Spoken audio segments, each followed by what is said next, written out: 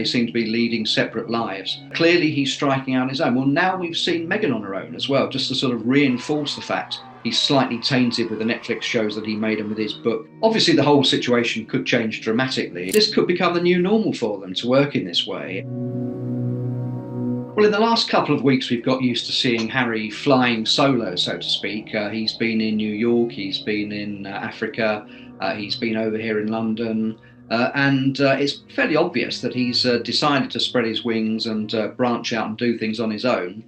I think he felt that he was becoming a bit of a spare part with Meghan on some of the trips that he went with her to, certainly to Colombia and Nigeria.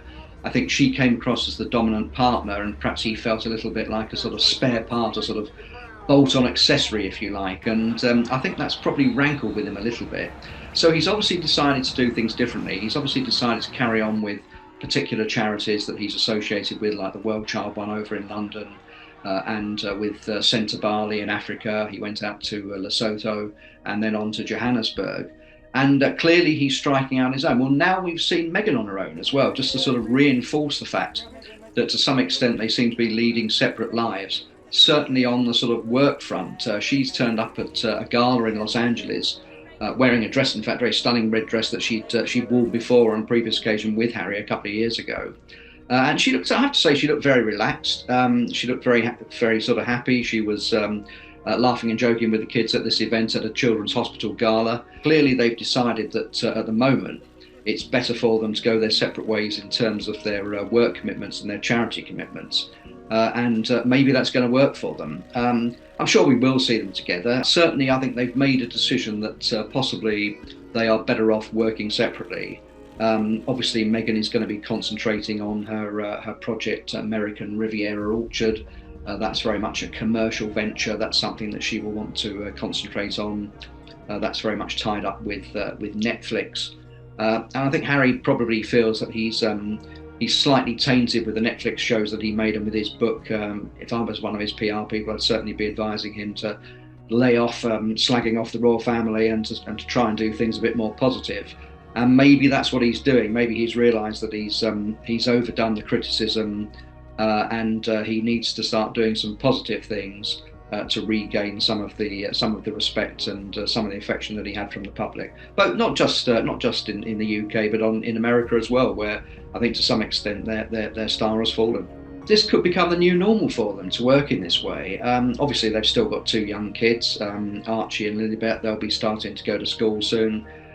Be interesting to see what private school they find for them in the States. That's not going to be easy for them. I think there have been reports that they've disagreed over how much their children should be seen in public and how much privacy that they should be given. I don't think they're going to be terribly happy if paparazzi photographers are following the kids around at school, but we'll wait to see what happens with that. So clearly at the moment when Harry's away, Meghan will be looking after the children.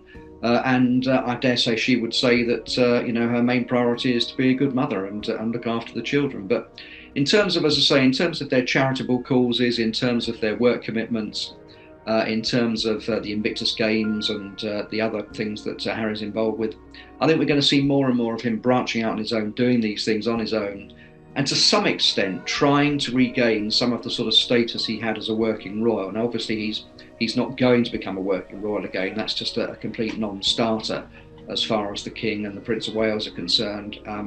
He can't be half in and half out of the royal family, so he's going to have to sort of he's made his bed on that front, and he's going to have to lie in it. He can't start going back to his military patronages where he was very involved with the military, and start to take on some of those roles again. That is just not possible. But he'll probably try and find some other charities that he can get involved with, people who want him to be their patron, and I think we're going to see more of him doing that. But in terms of them being together, I'm sure we will see more of them together. But at the moment, clearly this is a new strategy to be seen on separate jobs.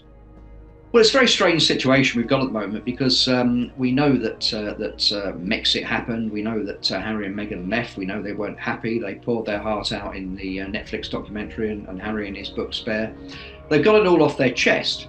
And now we get to a situation where it's kind of, I think they're looking around and sort of blinking in the sunlight, thinking, well, what next? They're only in their early 40s. and they've got a long way to go. And there's only so much you can do in terms of criticising the royals and criticising the past and dragging up the past. If I were him, I would go down to Mexico and make it up with Meghan's dad. I mean, it's still astonishing when you think that Harry's never even met his father-in-law, and poor old Thomas Markle has never met Archie and Lilibet's grandchildren. So I would go and make that relationship up before it's too late. Whether they will or not, I have my doubts.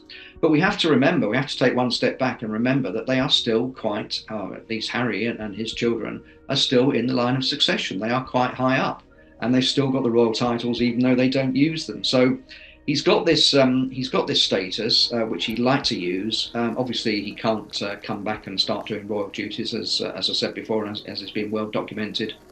But he is still, to all intents and purposes, a prince, and so it is a fairly sort of unique, a fairly modern way of doing things. He obviously would like to have his cake and eat it. He'd like to be half in and half out, and of course that is what the late Queen Elizabeth didn't want to happen, and made it very clear to him that it couldn't happen. So in some ways he's trying to sort of ease his way back in and be half in and half out. And I think at some point, obviously, the king will have to sort of put his foot down and say, look, you can go so far, but no further. I do think, sadly, that Harry, in a rather delusional way, still thinks that he can be half in and half out. I think he still thinks that there is a role for him to play, and that in some ways he could be redeemed, he could come back, he could carry out royal duties. And that's going to be extremely difficult. I can't see him coming back here on a regular basis without his wife, and I don't think Meghan wants to come over here because she's not very popular. I think she knows she's not popular. And that means that if she doesn't come over, it's unlikely the children are going to come over. So it's a very difficult situation.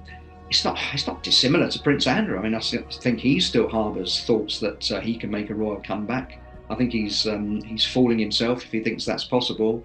I think both of them think that whatever they've done, they still think there's a way back. And there might be a bit of a way back for Harry, but it's only going to be on certain terms. It's not going to be a complete return.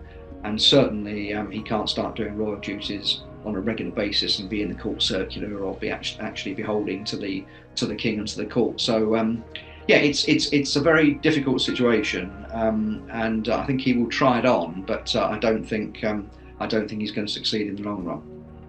Obviously, the whole situation could change dramatically if Harry and Meghan did split up, and if they did actually divorce. I mean, obviously that would be extremely messy. I'm sure that Meghan would want to keep custody of the children in California. They're growing up there with American accents and probably with an American point of view.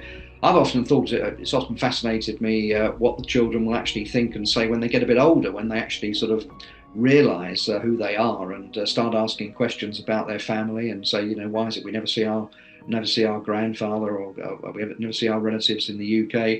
That could be a problem for them. But if they did split up and Harry wanted to come back here, obviously that would be a different situation. But all the time they're together, I can't see it happening.